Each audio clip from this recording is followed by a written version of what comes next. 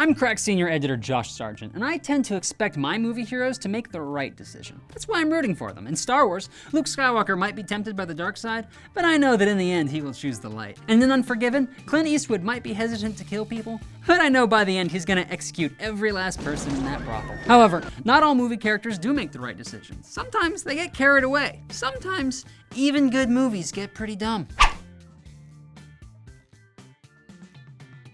Minority Report takes place in a dystopian future Washington, D.C., where the crime of murder has been completely eradicated, because who would want to live in that nightmare? The villains we can blame for this murder-free hellscape is the Precogs, a trio of psychics who can see murders before they happen, and Tom Cruise's wacky band of future cops, who use awesome future copters to swoop in to prevent the murders and imprison the future murderers in a creepy future mind prison. Oh, well, there's the dystopia. Jesus. The problem comes when Tom Cruise himself is accused of future murder by the Precogs. When he escapes his own future cops and manages to avoid committing that murder, he proves that pre-crime is a bad idea. See, occasionally there is something called a Minority Report title drop, where one Precog sees a slightly different future than the other two. Since this means that the murder might then not happen, and Tom Cruise has put innocent people in mind prison, that means the system is fatally flawed and has to be thrown out. It's a happy ending, because now the Precogs are free to sit in a cottage and crochet all day, while Washington, D.C. congresspeople are free to throw journalists in front of trains and poison their political enemies with carbon monoxide, like I learned in this Netflix documentary. Except it sort of seems to me like the problem isn't the Precogs, it's the mind prison. Stopping every murder is worth the occasional false alarm, especially if you don't just go full techno-fascist on everyone that you catch. Put them on probation or something. Or say, hey, don't commit any more murders or our psychics will see you do it, just like they saw this one. Seems like a good deterrent to me. Then if you catch one guy almost killing people like 30 times, maybe have a... I mean, I don't have to explain this whole system to you. Tom Cruise probably isn't even watching this video. But it doesn't make sense.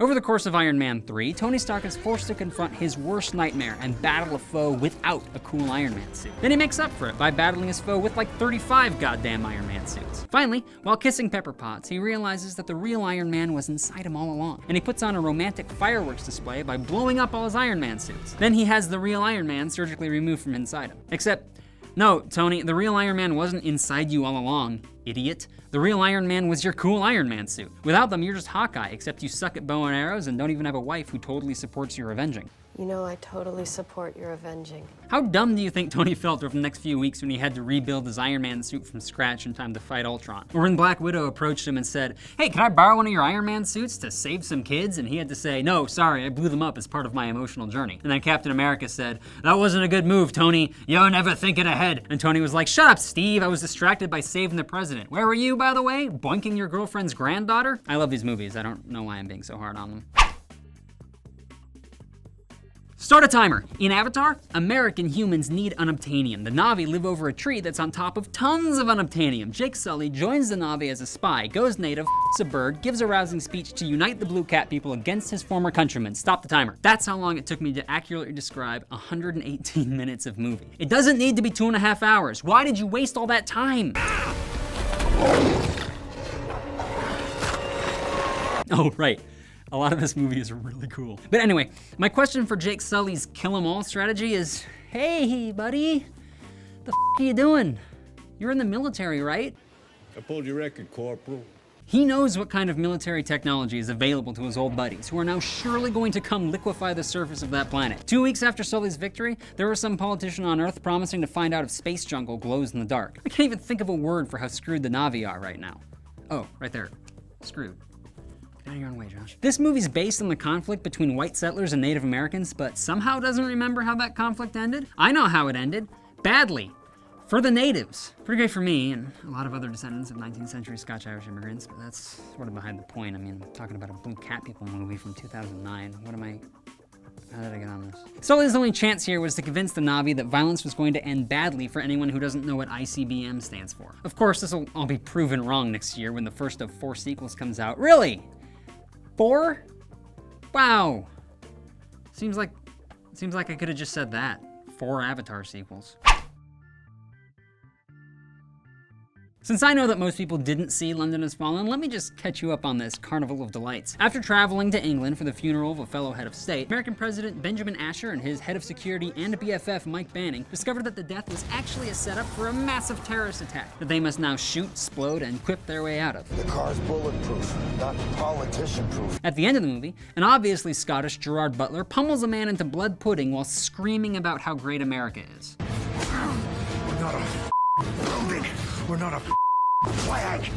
We're not just one man. See? A carnival of delights. But just because the movie is really dumb doesn't mean it lacks moral complexity. At the very end, we realize that the villainous Barkawi has been aided by British intelligence chief John Lancaster. Jack's Marshall, badass name, confronts him in the parking lot. And when he refuses to surrender peacefully, she's forced to shoot him. It's a heartbreaking moment of, oh God, she shot him again. Why?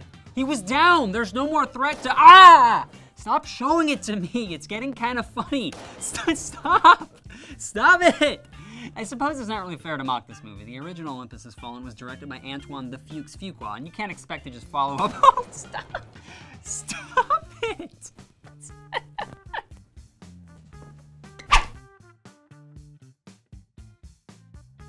Tyler Durden from Fight Club and Mr. Robot from Mr. Robot have at least one thing in common, which is that they want to blow up all the credit card companies' mainframes, freeing the world from all debt. Mr. Robot, who is not an actual robot, describes it as the biggest single act of wealth redistribution in history, which is punk rock as f, right? Score one for the little guy. Except it doesn't work that way, because of course it doesn't work that way, because nothing ever works out for the little guy. Even if all of America's consumer debt was stored in one place, there'd be no way to get rid of it all without erasing records that people owned the things they had bought with that debt. So everyone who owned a car or house on credit, that is, little guys, are now in a bit of a he said, she said with the banks.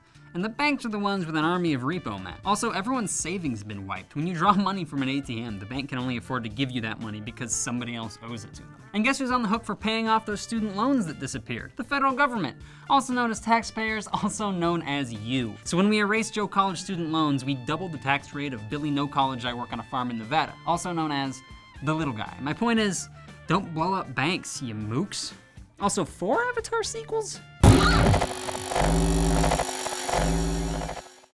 Hey, thanks for watching. Remember to like and subscribe, and then go down to the comments and overreact to something. Probably something I did, but maybe just whatever's happening right now. Get it all out! Now's your chance! Shoot for the stars!